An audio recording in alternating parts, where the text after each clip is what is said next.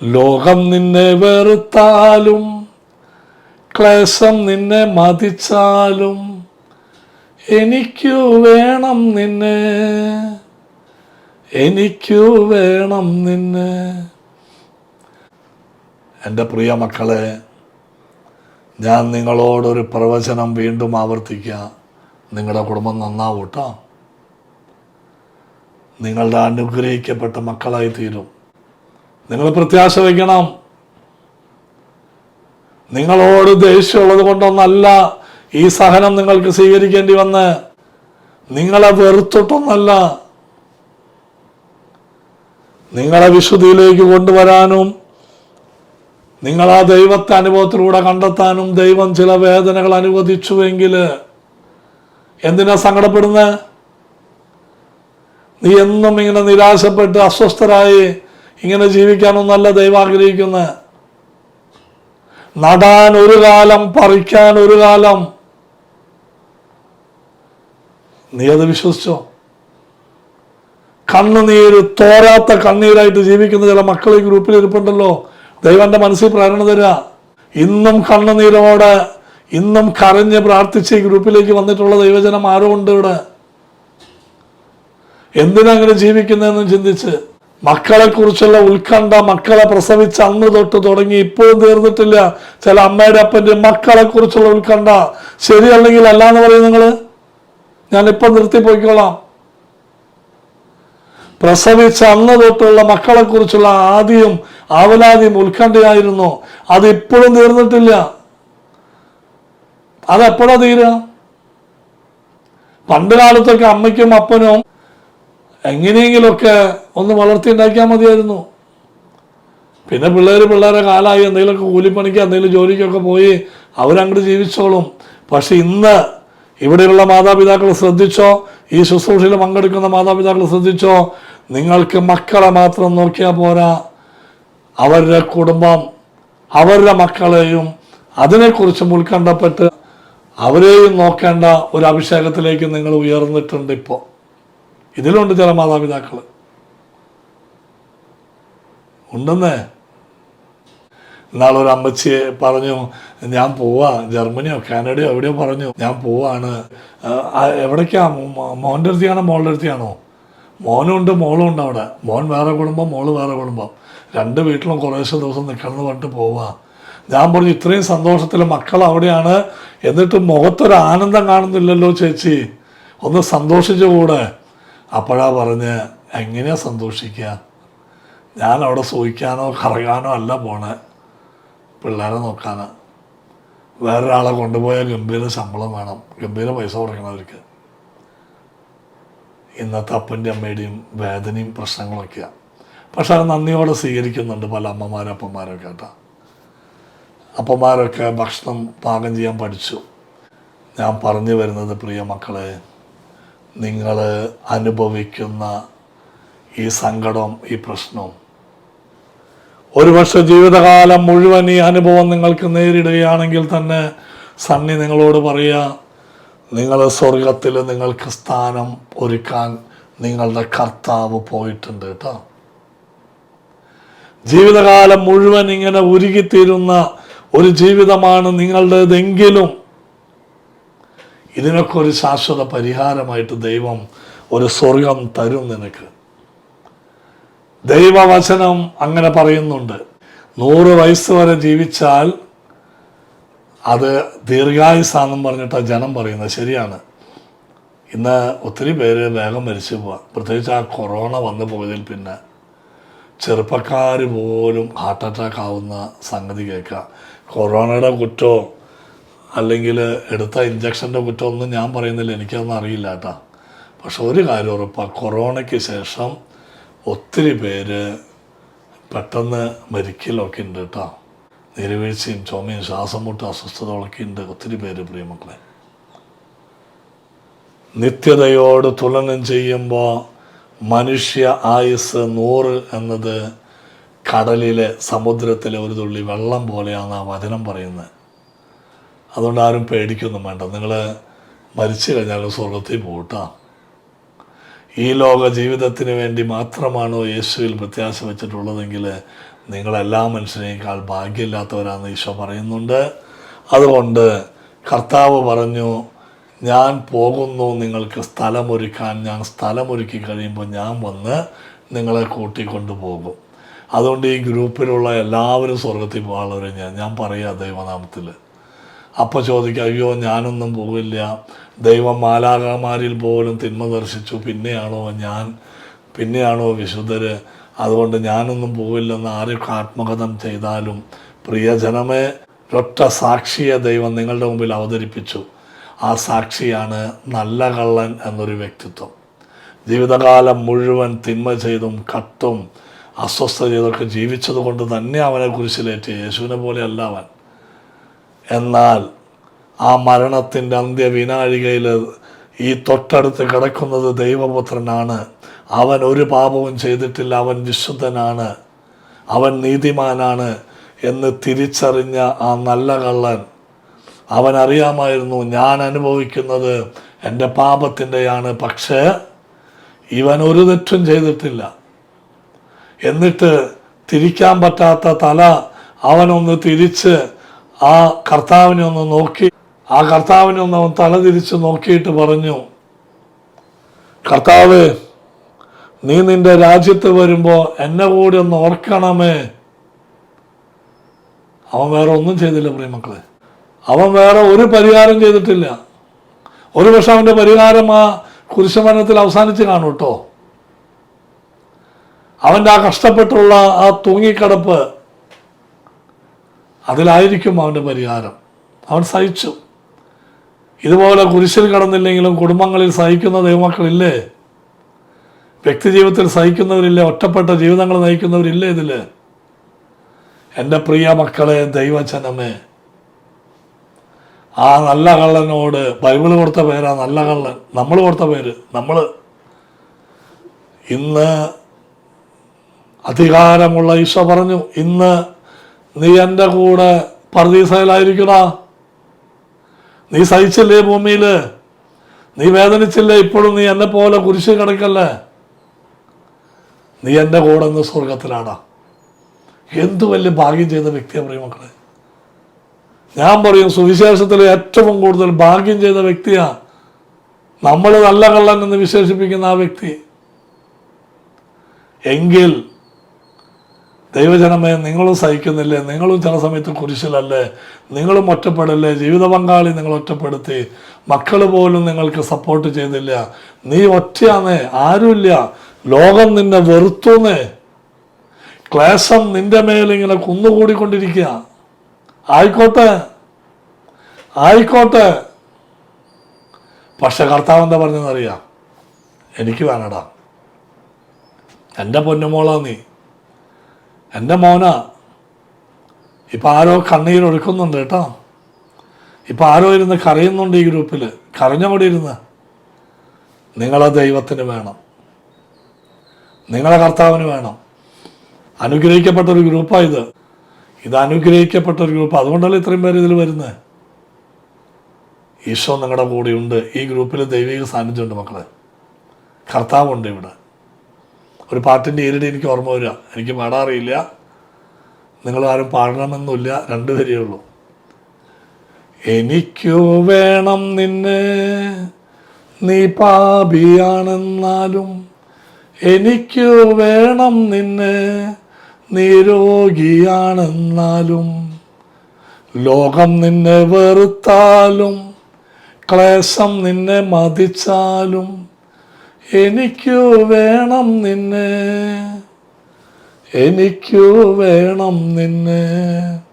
എൻ്റെ മോളെ ദൈവത്തിന് വേണടി, എൻ്റെ മോനെ ഈശോയ്ക്ക് വേണടാ. എന്തിനാ നീ വിഷമിക്കണേ? എന്തിനാ നീ ഇങ്ങനെ ഇരുന്ന് കരയുന്നേ? എന്തിനാ നീ ദൈവം പോലും കൈവിട്ടു എന്ന് പറയണേ? അതൊക്കെ ദൈവത്തിന് സങ്കടമല്ലേ? കർത്താവൊന്നും നിന്നെ കൈവിട്ടിട്ടില്ല. നീ എത്ര പാപാവസ്ഥയിലാണെങ്കിലും, നീ ഇന്നലെ വരെ ബൈബിളിനെ പുച്ഛിച്ചും ഈശോയെ നിന്ദിച്ചും നടന്നൊരു വ്യക്തിയാകാം. ഈ വർഷാവസാനം എനിക്ക് നിങ്ങളോട് പറയാനുള്ളത് സന്ദേശം ഇത് തന്നെയാ. പഴയതെല്ലാം കടന്നുപോയി, പുതിയത് വന്നു കേട്ടോ. പഴയതൊക്കെ പോയി. പുതിയത് വന്നു കഴിഞ്ഞു ദൈവമക്കളെ. ഒരു പുതിയ ജീവിതം, ഒരു പുതിയ അനുഗ്രഹം നിങ്ങളുടെ ജീവിതത്തിൽ ദൈവം വർഷിച്ചുകൊണ്ടിരിക്കുക. തിരഞ്ഞെടുത്തു നിന്നെ, ഞാനതിലാനന്ദിച്ചു,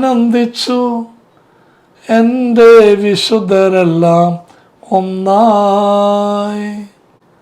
ആഹാ നീ എന്നോട് തനി രൂപം, ആഹാ നീ എന്നോട് തനി ഛായ. നീ എൻ്റെ രൂപ, എന്നെപ്പോലെ ഞാൻ നിന്നെ സൃഷ്ടിച്ച.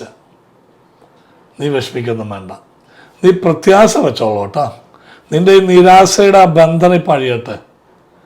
നിരാശ പിശാച്ച് തരുന്നൊരു വികാരം, അത് പിശാച്ച് തരുന്നൊരു അനുഭവാവസ്ഥയാണ് നിരാശ.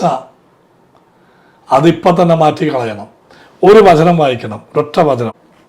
വൃക്ഷത്തിന് പ്രത്യാശയുണ്ട്, മുറിച്ചാൽ അത് വീണ്ടും തളിർക്കും, അതിന് പുതിയ ശാഖകൾ ഉണ്ടാകാതിരിക്കയില്ല.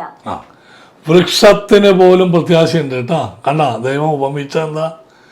ഒരു മരത്തിന് പോലും പ്രത്യാശയുണ്ടെന്ന്. മരത്തിന് ജീവനുണ്ടെന്നാണ് പറയുന്നത്. ഒരു മരത്തിന് പോലും പ്രത്യാശയുണ്ട്. മുറിച്ചാൽ അത് വീണ്ടും തളിർക്കും. ആ കുറ്റിയിൽ നിന്ന് തന്നെ തളിർത്തേക്കാന്നാണ് പറയണത്. മരം തെങ്ങല്ല കേട്ടോ. മുറിച്ചാൽ അത് വീണ്ടും തളിർക്കും, അതിന് പുതിയ ശാഖകൾ ഉണ്ടാകാതിരിക്കില്ല. ഒരു വൃക്ഷം. എങ്കിലും പ്രിയ മക്കളെ, നമ്മൾ ദൈവത്തിൻ്റെ മക്കൾ, നമ്മുടെ ജീവിതാനുഗ്രഹമായിട്ട് മാറും കേട്ടോ. വെളിപാടിന്റെ പുസ്തകം 21-ാം അധ്യായം 4-ാം തിരുവചനം. അവിടുന്ന് അവരുടെ മിഴികളിൽ നിന്ന് കണ്ണീർ തുടച്ചു നീക്കും, ഇനി മരണമുണ്ടായിരിക്കുകയില്ല, ഇനിമേൽ ദുഃഖമോ മുറവിളിയോ വേദനയോ ഉണ്ടാവുകയില്ല, പഴയതെല്ലാം കടന്നു പോയി. യെസ്, അവിടുന്ന് അവരുടെ മിഴികളിൽ നിന്ന് കണ്ണുനീര് തുടച്ചു മാറ്റും. അവരുടെ മിഴികളിൽ നിന്ന് കണ്ണുനീർ ഞാൻ തുടച്ചു മാറ്റും. ഇനി മരണമുണ്ടായിരിക്കില്ല എന്ന് പറഞ്ഞതിൻ്റെ അർത്ഥം ഈ ഗ്രൂപ്പിലുള്ള നിങ്ങളോ ഞാനോ മരിക്കില്ല എന്നല്ല. ഒരാത്മീയ മരണം ഉണ്ടാവില്ല. യെസ്, വിശ്വസിച്ചോ. ഒരു പെട്ടെന്നുള്ള മരണമോ അതല്ല ദൈവം ഉദ്ദേശിച്ച. ഒരു ആത്മീയ മരണം ഉണ്ടാവില്ല, അതുപോലെ പെട്ടെന്നുള്ള മരണം ഉണ്ടാവില്ല. നിങ്ങളെ വിശ്വസിച്ചോ. നീ വാർദ്ധക്യത്തിലെത്താൻ ദൈവം നിന്നെ അനുഗ്രഹിക്കും. യെസ്, മരണമുണ്ടായിരിക്കുകയില്ല, ദുഃഖമോ മുറവിളിയോ നിന്റെ കുടുംബത്തിനുണ്ടാവില്ല. ഒരു ആക്സിഡൻറ്റ് പറ്റി വലിയ മുറവിളി, വലിയ ദുഃഖം ഉണ്ടാവില്ല. പ്രത്യാശിച്ചോ. നിന്റെ മിഴികളിൽ നിന്ന് കണ്ണുനീര് ഞാൻ തുടച്ചു മാറ്റും കേട്ടോ. ഈ വചനം അങ്ങോട്ട് സ്വീകരിച്ചോ, വചനം അങ്ങോട്ട് വിഴുങ്ങിക്കോ. ദൈവം അതുപോലെ പ്രവർത്തിക്കും. ഇനി കഴിഞ്ഞ കാലത്തെ, ഈ കഴിഞ്ഞ വർഷത്തെ പാപങ്ങളൊന്ന് കുമ്പസാരിക്കുക, ഒന്ന് ഏറ്റുപറയുക, ഒന്ന് അനുദപിക്കുക. അതിനെക്കുറിച്ചുള്ള ഒരു ശിക്ഷ ഉണ്ടാവില്ല നിങ്ങൾക്ക്. ധൈര്യമായിട്ടിരുന്നു. പഴയതെല്ലാം കടന്നുപോയി, പുതിയത് വന്നു കഴിഞ്ഞു. ഇതാ പുതിയ വർഷം വരിക. ഇന്ന് രാത്രി 12 മണി തൊട്ട് ആരംഭിക്കുക. പ്രത്യാശയോടെ ജീവിക്കും പൊന്നുമക്കളെ. അത് കഴിഞ്ഞ് നിങ്ങളുടെ ആവശ്യങ്ങൾ ദൈവം നടത്തിത്തരും. നിങ്ങളെ കൊല്ലങ്ങളായിട്ട് പ്രാർത്ഥിച്ചുകൊണ്ടിരിക്കുന്ന ചില കാര്യങ്ങൾ കർത്താവ് നടത്തിത്തരും. അന്ന് നിങ്ങൾ എന്നെ ഓർത്തോളോ സന്നിപതർ പറഞ്ഞ് ശരിയാണ്. ഞാൻ എൻ്റെ ഈശോയ്ക്ക് നന്ദി പറയാം നിങ്ങളെക്കുറിച്ച്. നിങ്ങൾ നല്ലവരാണ് പ്രിയ മക്കളെ. ഞാൻ നിങ്ങളാരെയും കണ്ടിട്ടില്ല. ഇനി നിങ്ങളാരെയും ചിലപ്പോൾ എന്നെ അറിയാതിരിക്കാം. പക്ഷെ ഞാൻ പറയാം നിങ്ങളോട്, നിങ്ങളുടെ മിഴികളിൽ നിന്ന് കണ്ണുനീര് ദൈവം എടുത്തു മാറ്റും കേട്ടോ. ഇത് ദൈവം പറഞ്ഞ വചന പൊന്നുമക്കളെ. ഇത് കർത്താവ് പറഞ്ഞ തിരുവചന. നിങ്ങളുടെ മിഴികളിൽ നിന്ന് കണ്ണുനീരെടുത്ത് മാറ്റും. ഒരാത്മീയ മരണം, ഒരു ഗതികെട്ട ജീവിതം ഉണ്ടാവില്ല നിങ്ങൾക്ക്. ഇനി ദുഃഖമോ മുറവിളിയോ നിൻ്റെ നാലുകെട്ടിനകത്തുനിന്ന്, നിൻ്റെ കുടുംബത്തിനകത്തുനിന്ന്, നിൻ്റെ ഭിത്തികൾക്കുള്ളിൽ നിന്ന് പുറത്തേക്ക് വരില്ല, ഉയരില്ല. സന്തോഷം നിറയും നിൻ്റെ ജീവിതത്തിൽ. പട്ടിണിയായാലും ഒന്നുകിൽ നിൻ്റെ വഴിയിലെ മുള്ള് ദൈവം എടുത്തു മാറ്റും, അല്ലെങ്കിൽ ആ മുള്ളിൽ ചവിട്ടി നടന്ന് കർത്താവിന് ഹല്ലേലൂയ പറയാനുള്ള ഒരു കൃപ ദൈവം നിന്നിലേക്ക് നിറയ്ക്കും. എന്തിനാണ് നിങ്ങൾ വിഷമിക്കണേ? ധൈര്യമായിട്ടിരിക്കുക. ഈശോ മരിച്ചുവെങ്കിലും ഉയർത്തെഴുന്നേറ്റിട്ടുണ്ട്. കർത്താവ് പറഞ്ഞ പ്രവചനം വിശ്വസിക്കുന്ന മക്കളെ, നിൻ്റെ കൂടെയുണ്ട് കേട്ടോ. നിന്നെ ഇഷ്ടമാണ് ദൈവത്തിന്, നിന്നെ ഒത്തിരി സ്നേഹ ദൈവത്തിന് നിന്നോട്. നീ വിഷമിക്കണ്ട. ഇപ്പം നമ്മൾ ചെയ്യുന്നത്, ഈ വർഷാവസാനം നമ്മളെ വേദനിപ്പിച്ചവർ അവരോടൊന്ന് രമ്യപ്പെടാൻ പോവുക. നീ ഹൃദയത്തിൽ രമ്യപ്പെട്ടാൽ മതി. ഏതോ വൈദികൻ നിന്നെ വേദനിപ്പിച്ച, നീ ആ വൈദികനെ അന്വേഷിച്ച് നടക്കണ്ട. നീ ഇവിടെ ഇപ്പോൾ പ്രാർത്ഥിക്കുക. ആരെങ്കിലും മരിച്ചു പോരും നിന്നെ വേദനിപ്പിച്ചോ, നീ ആ വ്യക്തിനെ എന്ത് ചെയ്യും ക്ഷമിക്കാൻ? നീ ഇപ്പോൾ കണ്ണടച്ചോ, ഞാൻ പറയാം എന്താ ചെയ്യേണ്ടതെന്ന്. എല്ലാവരും കണ്ണടച്ച്, എല്ലാവരും കണ്ണടയ്ക്കുക. മുട്ടിന്മേൽ നിൽക്കാൻ പറ്റുന്നവരാണെങ്കിൽ മുട്ടിന്മേൽ നിന്നോ, ഒരു നിർബന്ധമില്ല. ഇരിക്കാനേ പറ്റൂ, നിൽക്കാൻ പോലും പറ്റില്ല, അവരിരുന്നോ. എന്നിട്ട് കണ്ണടച്ചു. നിന്നെ വേദനിപ്പിച്ചത് ആരാ മോനെ, ആരാ മോളെ ഈ കൊല്ലം മുഴുവൻ? ആരാ നിന്നെ സങ്കടപ്പെടുത്തി? ആരാ നിന്നെ ഇല്ലാവചനം പറഞ്ഞ്? ആരാ നിന്നെ ഒറ്റപ്പെടുത്തിയ? ആരാ നിന്നെ തെറി പറഞ്ഞ് അടിച്ച് നിന്റെ പൈസ വാങ്ങിയിട്ട് തിരിച്ചു തന്നില്ല? ആ വ്യക്തിനെ മനസ്സിൽ കണ്ട്, ആ വ്യക്തി ഇതാ നിന്റെ മുമ്പിൽ വന്നു നിൽക്കുന്ന നീ ഒന്ന് കാണുക. നീ ആ വ്യക്തിയുടെ ശിരസിൽ കൈവച്ച് പറയണം, യേശുവിൻ്റെ നാമത്തിൽ ഞാൻ അനുഗ്രഹിക്കുന്നു. കരച്ചിൽ വരുന്നുണ്ടെങ്കിൽ കരഞ്ഞോട്ടാ. യേശുവിൻ്റെ നാമത്തിൽ ഞാൻ അനുഗ്രഹിക്കുന്നു, ഞാൻ ക്ഷമിക്കുന്നു യേശു നാമത്തിൽ. സാരമില്ല. നിന്നെ അസ്വസ്ഥപ്പെടുത്തിയോ? നിന്നെ പണ്ട് കാലത്ത് ആരോ കുഞ്ഞുനാളിൽ മിസ്യൂസ് ചെയ്തോ? ആ വ്യക്തിയുടെ അടുക്കൽ നേരിട്ടൊന്നും പോകരുത്. നീ ഇപ്പം തന്നെ ആ വ്യക്തിക്ക് മാപ്പ് കൊടുക്കുക. യേശുവിൻ്റെ നാമത്തിൽ ഞാൻ അനുഗ്രഹിക്കുന്നു എന്ന് പറയുക. നേരിട്ടൊന്നും മാപ്പ് കൊടുക്കരുത് അങ്ങനെയുള്ള വ്യക്തിക്ക്. കരഞ്ഞ് മാപ്പ് കൊടുക്കട്ടെ. അത് കഴിഞ്ഞ് നീ ഒന്ന് കൈകൂപ്പി നിന്ന്, ശിരസ് നമിച്ച് നിന്ന്, നീ ആരെയാണ് വേദനിപ്പിച്ചിട്ടുള്ളതെന്ന് ഓർത്ത്. അമ്മായിയമ്മയാണോ, ജീവിത പങ്കാളിയാണോ, അവിശ്വസ്തത കാട്ടിയോ? നീ ആരെയാ വേദനിപ്പിച്ച്? നീ ആരെയാ അപവാദം പറഞ്ഞ്? നീ ആരെയാ വഴക്ക് പറഞ്ഞ്? നീ ആരോടാ പൊട്ടിത്തെറിച്ച്? നീ ആരെക്കുറിച്ചാണ് ഏഷണി പറഞ്ഞ്, ദൂഷണം പറഞ്ഞ്? ആ വ്യക്തിനെ മനസ്സിൽ കാണുക. എന്നിട്ട് നീ ആ വ്യക്തിയുടെ മുമ്പിൽ നിന്ന് കണ്ണുനീരോടെ പറയണം, യേശു നാമത്തിൽ എനിക്ക് മാപ്പ് തായോ, യേശു നാമത്തിൽ എന്നോട് ക്ഷമിക്ക്, ഇനി ചെയ്യില്ല. ആ വ്യക്തി നിന്റെ ശിരസിൽ കൈവച്ച് അനുഗ്രഹിക്കട്ടെ. ഇപ്പോൾ ഇനി നീ ഇങ്ങോട്ട് തിരിഞ്ഞ് കർത്താവിന് നിന്റെ മുമ്പിൽ ദർശിച്ച്, നിന്റെ യേശുവിന് നീ നെഞ്ചോട് ചേർത്ത് വെച്ച്, കർത്താവല്ലേ നിങ്ങളുടെ എല്ലാം, കർത്താവല്ലേ നിങ്ങളുടെ സർവസ്വവും, ആ സ്നേഹം കൊണ്ട് നീ നിറഞ്ഞിട്ടുണ്ടല്ലോ. നീ അന്ന് ആത്മഹത്യക്ക് ഒരുങ്ങിയപ്പോൾ യേശു നിന്നെ രക്ഷിച്ചത് ഓർമ്മയില്ലേ മോളെ? നീ അന്ന് തകർന്ന് തരിപ്പണമായപ്പോൾ കർത്താവല്ലേ നിന്നെ ഉയർത്തിയത്? ആ നാഥനെ നീ നെഞ്ചോട് ചേർത്ത് വെച്ച് ഇപ്പം തന്നെ നിന്റെ കണ്ണുകൾ ഈറനണിയുന്നുണ്ട്. ഒഴുകട്ടെ നിന്റെ കണ്ണുനീര്. നിന്റെ മിഴികളിൽ നിന്ന് കുറേ ഒഴുകിയില്ലേ കണ്ണുനീര്? ആ കർത്താവിനെ കെട്ടിപ്പിടിച്ച് ഒരു കൊച്ചു കുഞ്ഞപ്പൻ്റെ തോളിൽ മുഖം വെച്ച പോലെ നീ ഒന്ന് ആ മാറിൽ ആ തോളിലൊന്ന് മുഖം വെച്ച് ഒന്ന് കരഞ്ഞ് പറയട്ടെ, സോറി കേട്ടോ, ക്ഷമിച്ചോളോ, ഇനി ചെയ്യില്ല ഞാനത്, ആ ശുദ്ധപാപം ഇനി ചെയ്യില്ല, ആ തിന്മ ഇനി ഞാൻ ചെയ്യില്ല എന്ന് പറയും. ക്ഷമിക്കണേ, പുതിയ വർഷം എനിക്ക് തരണേ, പുതിയൊരു ജീവിതം എനിക്ക് തരണേ എന്ന് പ്രാർത്ഥിച്ച മക്കളെ, നീ ഈശോയോട് അനുദപിക്കുമ്പോൾ തന്നെ ദൈവം നിന്നെ അനുഗ്രഹിച്ചുകൊണ്ടിരിക്കുക. കർത്താവിനൊരു ഉമ്മ കൊടുക്കട്ടെ പുതിയ വർഷമായിട്ട്. ഈ കൊല്ലം മുഴുവൻ നീ എൻ്റെ കൂടെ ഉണ്ടാകണേ, ജീവിതാവസാനം വരെ നീ എൻ്റെ ഒപ്പം ഉണ്ടാവണേ എന്ന് പറഞ്ഞ്, നീ അല്ലാതെ എനിക്ക് ആരുമില്ല എന്ന് പറയും. എൻ്റെ മനസ്സ് തളരാൻ നീ അനുവദിക്കല്ലേ എന്ന് പറയും. കരഞ്ഞോ അവിടെ നിന്ന്? എൻ്റെ മനസ്സ് തളരാൻ നീ സമ്മതിക്കരുത്.